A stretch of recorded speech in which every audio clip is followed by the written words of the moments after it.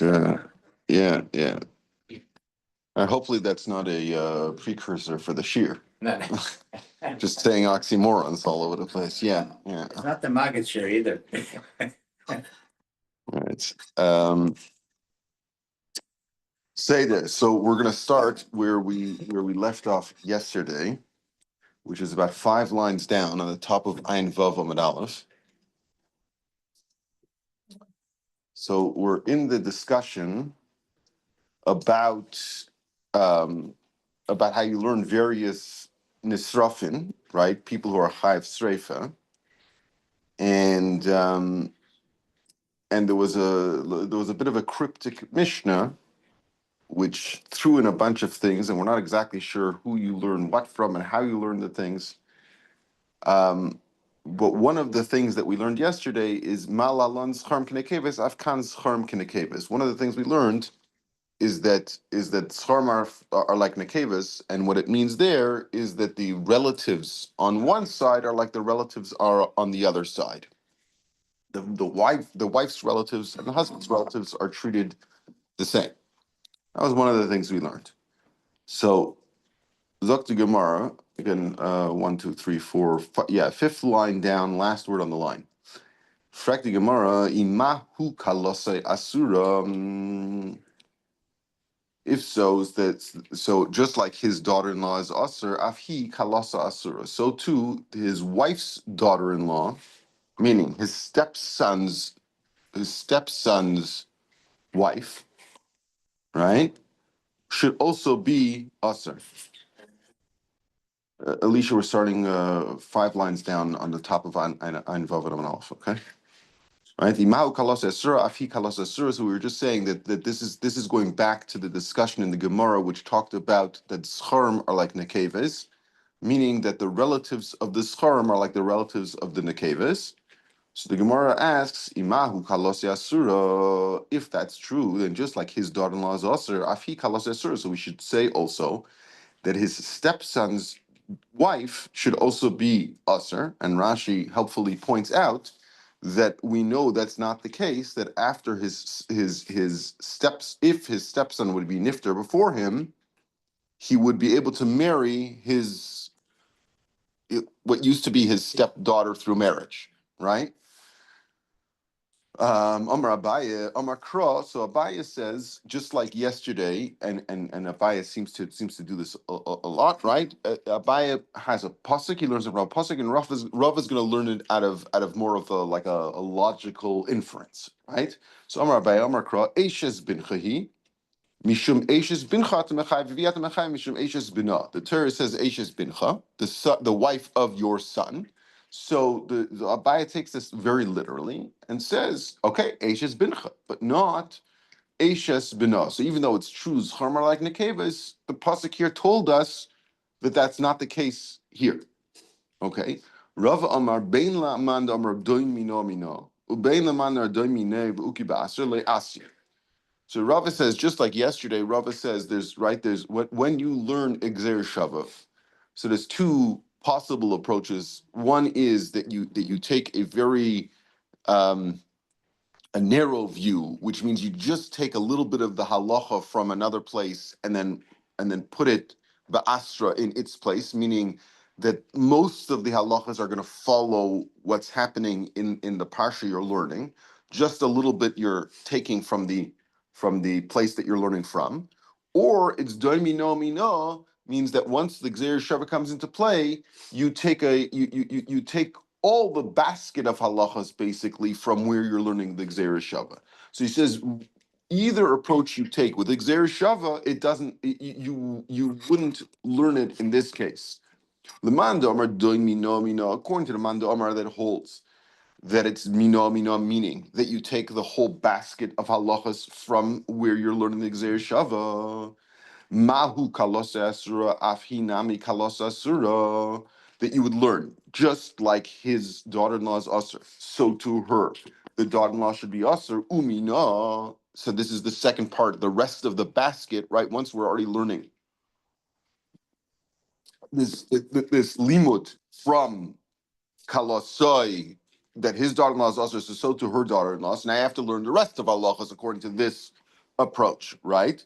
Mahu beskila afinami beskila, just like his daughter-in-law would be beskila, he would be chayiv skila if he was with his daughter-in-law, from meaning his son's wife. So too there'd be a chiv skila if he was with his stepson's wife. So Lamanda Amar skila chamura, according to Lamanda Amar, which is what we mostly hold. That's what we hold, not what we hold, and what most people hold, right? That skila is chamura from streifa. Maluhu shekain imay beskila. There would be a pircha on any sort of kavachomer here, because his mother is beskila tamer bihi sheima besreifa. You can't bring a limud to over here because we see that her kroivim, her relatives, where there's an isser for her relatives, the misa is a less chamor misa. So we see already that the Torah is treating her relatives as a lesser isser, so to speak, right? Because if the punishment is less, so the assumption is that the isser is less. Now, if the isser is less, so who says that you can learn from somewhere else where there's a more stringent approach, more chomerdika approach to his relatives? So maybe there, where you take that more stringent approach, you would say, okay, his daughter-in-law. But where her relatives are not considered as usher, so to speak, if you can say that, I don't know, but you understand what I'm saying? Like where we see that the isser seems to be less of an isser because the punishment is less. So it seems that the stringency of the isser is less. So if the stringency of the isser is less, maybe it's also not as wide, right? Not just is it that the quality, so to speak, of the einish is less, but if the quality, so to speak, of the einish is less, so the quantity of where the einish would be applied is also less. So maybe you can't learn that the daughter-in-law, the stepdaughter-in-law would be a chiyav misa. Then another pircha bita b'streifa v'kalosa b'skila. How could it be that his daughter gets streifa and his daughter-in-law, his stepdaughter-in-law, there'd be a chiyav of skila, right? If you're learning it from his daughter-in-law, not the stepdaughter-in-law, so that his daughter-in-law is b'skila.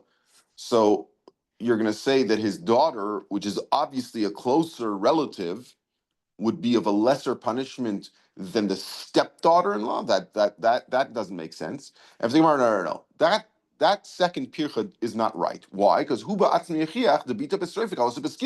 you see that even in him himself, again in his line of relation, when we talk about him himself, we're talking about his lineage, right? You see that his daughter, which is a closer relative than his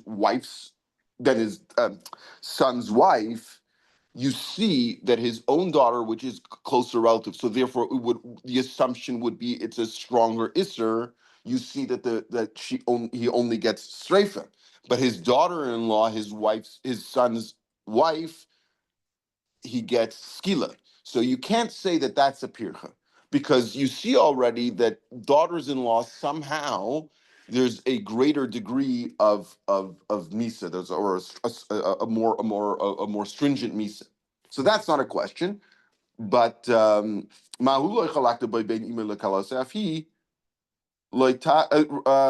sorry. That's already the answer, right? Right. So that pircha is out. So what pircha are you going to use? Just like him, meaning in his lineage, there's no difference in the misa and in the isser and in the misa between him being with his mother and him being with his daughter-in-law. So too, you shouldn't make a difference between her mother, his wife's mother, and his stepdaughter-in-law, right? Now, the point here is a little bit dakistic, because it's what it comes out here is that we're just not sure what kind of misa to give, and therefore we can't give any misa, which is a little hard to understand. But at any rate, that would be the question. And if that's true, you could also say And also, that same question would be apply if you hold that streif is chamura. I'm sorry, what I just said before was wrong. It's in the next part of the Gemara. I'm sorry. So you shouldn't make any difference in the halacha of what it is. But if you're telling me that the halacha is skila, so how could it be that halacha for his daughter-in-law for his wife's stepdaughter? Sorry, his stepdaughter-in-law would be skila because that's what you're learning from the Zera Shava.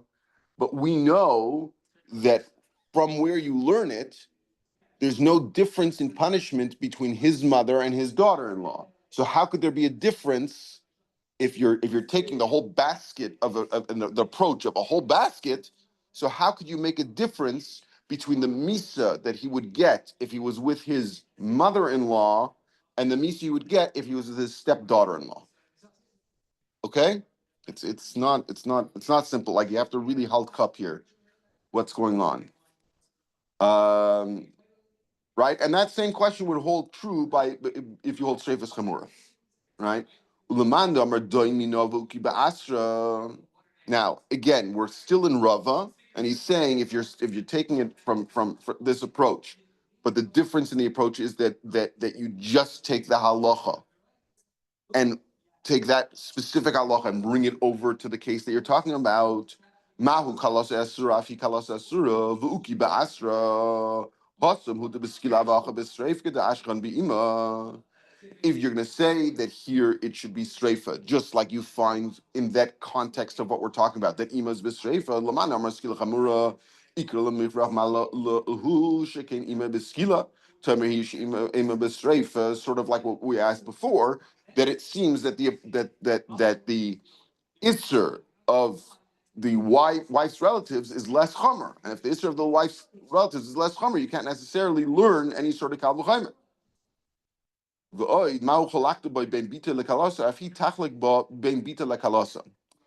So here's what I was trying to say earlier, and it's a little bit hard to really grasp this part. I mean, to me, I should say. We can try and look at the Rashi. I still found it a bit difficult, and it's a long Rashi, but we'll try and look at it quickly because maybe it'll help us understand. Mahu chalakta. It's about it's in the Rashi about 3 lines up from where the Gemara gets wide. That's where it starts. That Rashi. Right? Mahu chalakta. Klemer. My chazisa tchi ukmis le be'asra lemelef she'er didamine mine obey streifa ki'ima dumididei.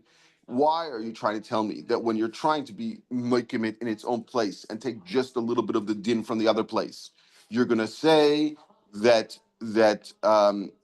streifa ki'ima dumididei de kalosa ki'ima ukmas be'asra, place it in its place. Limud she'er didei mine ubei. Even the bita b'streifa, if a person would be with his wife's daughter, it gets streifa. Tzricham anulana shpekalosa misa chamura mizois ubeskila. V'hainu minei ubei mi bita shi b'streifa. At the lom lekalosa skila shetzarach at the lachlik lahachmir b'bita lekalosa demau chalakta by lahachmir kalosa mi bita afi. V'hai lav doin mino elagluya milsa ba'almehi. So the Rashi goes on to say that it's not the same thing as domino mino, but his Rashi points out that you'd be stuck with trying to figure out what part of the halacha you should learn. Do you learn just the chiyuv? Do you learn the chiyuv of what kind of misa? And then you get stuck with that if you look at the end of that Rashi says, Hilkach ikalamemar skila v'ikalamekar streifa mishemachal enedayna. We don't know what misa we would give. If it would be streifa or if it would be skila, because depending on exactly how you would learn this drasha, you may have one or the other outcome. Again, I find it a bit difficult because the outcome is still an outcome of Misa. So, okay, so worst case scenario, give him streifa. If you whichever one you hold is a less chomer one, give him the less chomer one, and let everybody try and figure out what else he deserves. It's that's horror you're saying because that's Okay, but you're going to give him strafe. You're saying that the Azara can't be, the Azara can't be what we're going to do to you. The Azara has to be exactly what the Torah holds you should get, and you don't know what he should get. That's what you're saying? Yeah, no, I hear what you're saying. Even though, from a practical perspective, we know that we would be giving him the lower one. Yeah. Okay. Lumanda Amar Nami Seif Chamura Mehai Kushila Nidan, and you also asked him the same question. Okay, Frakti Gemara, Bita, it gets slightly easier here and even easier on Amud Beis, but okay. Bita, Bita Amar Sasi Minayin, Amar Abai Kavchem Abbas Bita, Kavchem Abbas Bita Anash Bita like Shekain. So Abai learns it out of a Kavchem. He says if you're high for Bas Bita, which is a further relative, you're high for a granddaughter, then certainly a daughter that you have out of an illicit relationship where you were just ma'anis the woman, you raped the woman. So what? But she's still your daughter, right? In fact, the Gemara, are you allowed to be ma'anis just out of a kavachemer, or right? And the Gemara, it's just a glui milsa, meaning you're not making a kavachemer here. We're saying where is the relation that you have with a granddaughter? The relation you have with your granddaughter is through your daughter. That's where it starts from.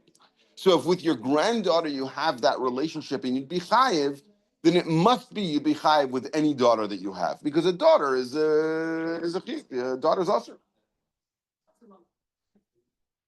Rava Amar Li Reb Yitzchak Bar Abdini Asya Hena Hema Asya Zimazina. So Rava says, sort of like he learned yesterday, it's sort of a double Zera Shava. You learn Hena Hena, and then from there you learn Zima Zima. Now here's a third teretz. Tani Avua de Rabbi Oven. Lefisha Leilamanu Labita Amnesasai Hutzrach Hakasav Leimer. So he says, you're right. There is no limud, there's no direct limud for Bita Amnesasai. Therefore, the Torah sort of hides it somewhere else. Ubas ish kain kisechel liznos, right? As a via imichalelas, right? I think I've said it right. I don't have the psukim here, but that's the whole pasuk as I recall, right? So ima bas kain he b'streifa. So here you're ending up in a case of where the Torah didn't have to say ubas ish kain. That's what Rashi explains, right? The Torah didn't have to say bas ish kain. The Torah could have just said bas kain. By saying bas ish, it's telling you also that there's an issue with a bas ish. Now, what's the bas ish that we don't know about? Bas ish that we don't know about is a bita manus also, right?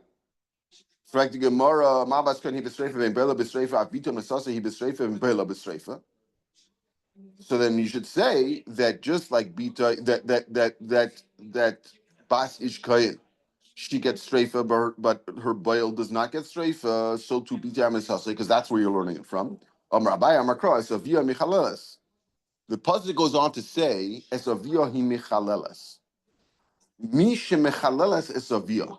This limud that you have, that the daughter gets streifa, and in Bela Bestreifa is only by somebody that's she was mechalel her father, meaning her actions caused the chil of her father. Yatzuzusha avia mechalela. Her father himself was the mechalel. Rava Amar Bishlam Hasma Fiktim Dina de Bas Kain who came to Adina de Bas Yisrael. This is a different twist. He says there, fine. What did you do? You said you took him out of the din of Bas Kain, of Sreifa, and what did you say? You said he gets the regular din of somebody who was with an Ashes Ish, right? Fine, that's no problem. Here, you're talking about a Pnuya. It's his daughter. The issue is not that she's an Ashes Ish. The issue is that it's his daughter. So you're going to say, okay, fine. You take him out of that realm of punishment. And so where are you going to stick him?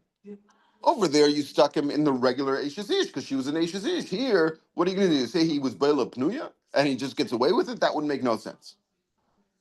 Okay. As her labita masasi minayin, frekti gemara, how do you know that's her for bita masasi?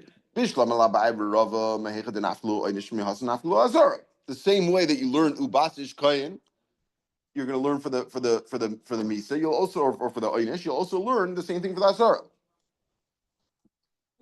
Ella tani avu Rabbi Yomi. by Amr Bilo, Amr Kra, Al Techal es Binchol Hasnoisa. You learn it out of the pasuk that you're not supposed to be mechal your daughter to be to znus. How can you use it to you as an ashara? We already need it for something else. You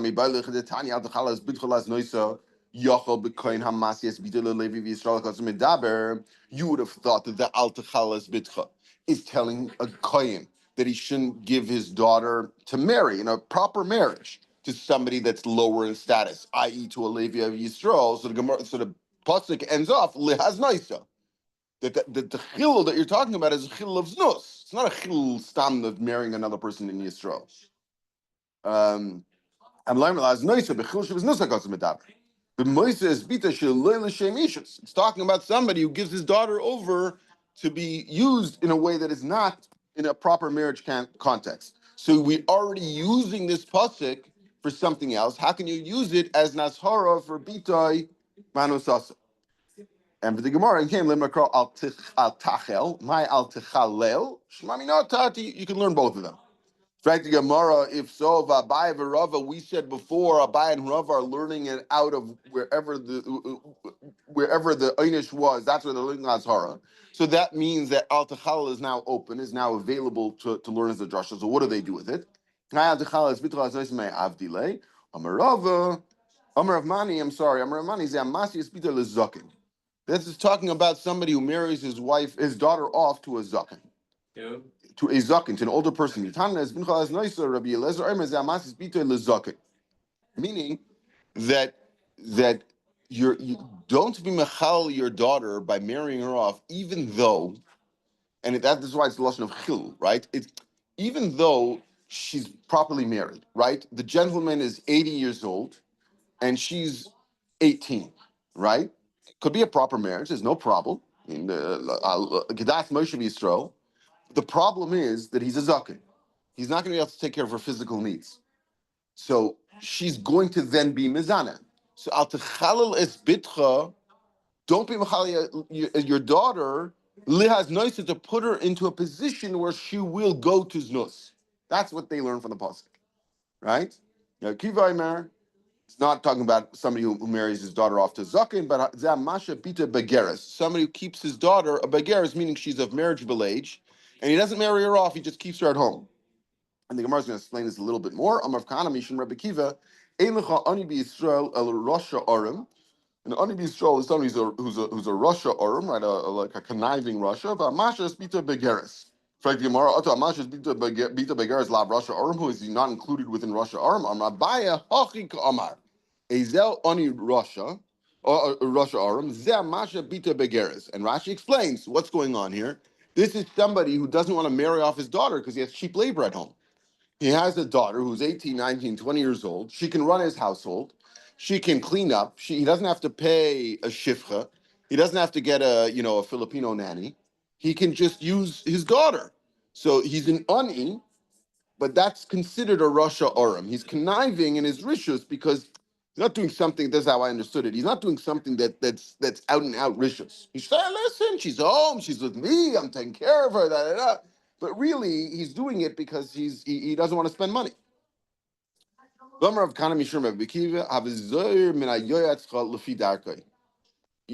Be careful of those people who are giving you eitzes. Rashi says lehanase. Lefidarkei is lehanase. People are giving you eitzes for their anah. And so when originally I learned this, I thought that there was no shaykhis to the thing before. But now, as I was explaining it, I think that there is a shaykhis. He's telling his daughter, don't get married yet. It's better for you wait because, these young boys, they don't know, they're this, they're that. Let them figure out, where they're going and let them get a parnasa, let them do this. And he keeps pushing her off. But realize that he's doing it really lahanasa. So you got to be careful from that. I think that's the connection. Now, okay. Amar Yehuda Amar Rav, Hamasi is bita lezaken, somebody who marries his daughter off to an old man. V'hamasi isha libnai katan, or somebody who arranges a shidduch between a woman and his son who's still a katan. V'hamachzer aveda lekuti, and somebody who gives back an aveda, he does a shavas aveda to a goy. Olav Kosoboimer Laman Svois Harova es Hatzmeya Lo Yeva Hashem Sleichle. So Laman Svois Harova es Hatzmeya, right? That you're sort of capturing the person who's drunk is full with the person who's still thirsty. Then Hashem is not going to forgive you. So what's going on here? That if a person goes through them again, it's the same idea in the first one. Amas is bitul zaken, right? He is full. He's not thirsty anymore. The old man, right? He doesn't have a taiva for bia. She's a tzmeya. She has a taiva for bia. She's a young woman. So you're putting them together. Hashem's not going to forgive you because you're setting her up for disaster. That's what you're doing. And the same thing, just flip it around. Hamasi Isha Libnai Katan. The Bnai Katan is not Shaykh Libya. So if you set your son up to marry a woman when he's still a Katan, she's going to go out and be Mizana. That's what you're going to do. You're going to destroy the home because it's just what's going to happen. And Hamasi Aveda Likuti comes in here. Rashi explains what this means, that because what you're doing is you're equating somebody who's learned Torah to somebody who hasn't learned Torah, right? A person who hasn't learned Torah, who learned Torah, is Somei Lamayim, right? He's a Somei for Vein Mayim El Torah, right? You're making them the same, and it's not the same because the Rebbeinu Shalom gave you a mitzvah of Hashavas Aveda with a Yid. If you do Hashavas Aveda with a guy, you're showing the reason you're doing it is because your personal morals are suggesting that this is what to do. So very nice, but you're not doing what the Rebbeinu Shalom wants. So I think this goes very well with the Pashut Pshat L'Mansais Rav Zatzmei. I mean, Pashut is not so Pashut, but the Onkelos is Mitargim, and Rashi's Mitargim there that what happens is that your pshias get lumped together with your things that you do not as a pshia. As an oinus is what? Yes, right. You're right. Right. So what's the idea there? So idea could be the same thing. If a person shows that really he wants to do the right thing, but sometimes he slips, he makes a mistake. Okay, fine. So Rabbi Shem overlooks those things, kaviyachol, right? Where it's shaking, he didn't realize. But if you're a person who's a zadan, if you're a person who's going to do averas, so you're showing you don't care what the Rabbi Shem wants. So then you're going to get punished for the shkagas too, because the only reason it's a shaking is only because you don't know, not because you wouldn't do it. And I think that goes together with the thing with the kuti, right? Again, if you're showing that your own moral clarity is your decision, that's not you being Mekayim Mitzvah Hashem. Now, maybe there's a reason to do Hashem Zaved. You're going to say it's a Kiddush Hashem. You're creating Ava, whatever. There might be reasons to do it, but if you're doing it because you want to do it because you think this makes you a nice guy, that's not showing that you're being Mekayim the Rebbeinu Shem's Torah.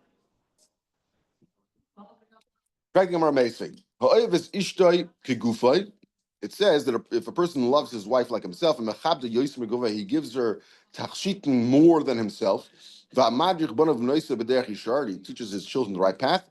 And this is the point of the question. Somebody who marries them off before they're a gadol, meaning they're close to being a gadol. Right? It's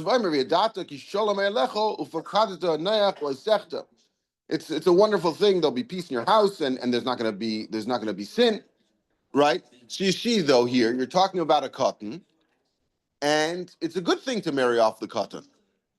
We just said that if you set up a cotton with a woman, you're going to cause her to be mizana. And thinking more so Rapir Shani, this is different. Here it's talking about when he's almost a gadol. What you're trying to do is prevent him from having any averis. So you marry him off when he's close to that age. And Rashi says the woman can wait a year, a half a year. She can wait. If she knows that it's going to happen, so she'll wait. She's not such a baltaiva that she can't wait 3 days, whatever it is, right? But if she marries, let's say, a zaken, and she knows he's never going to be there, or she marries a katan, he's 5 years old, she's going to have to wait another 7-8 years. So that doesn't work. Okay, Tana Rabbanan. So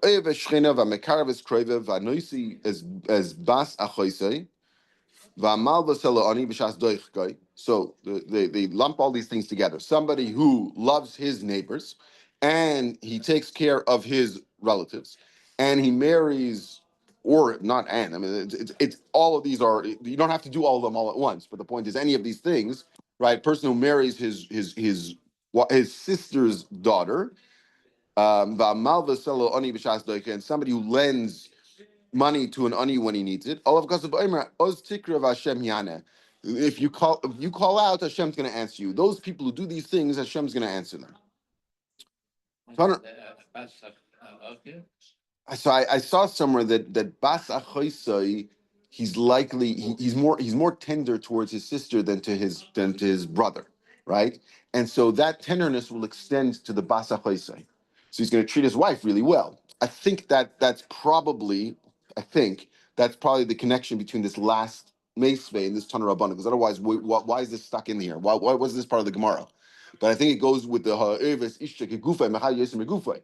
So if you say you married the sister's daughter, and the reason why you would do that more than the brother's daughter is because you're more protective of your sister, you're more tender towards your sister, and that will extend to her daughter. So that will cause you to be oyev her and mechabit her, right? It'll all go together. I think that's the connection there. Tana Rabbanan, oisoiv eshen. So this goes back to the Gemara already of yesterday. You have the whole pasuk there. Somebody have the whole pasuk. It says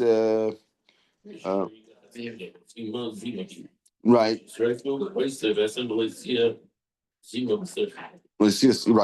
So oisev eshen. What's that going on?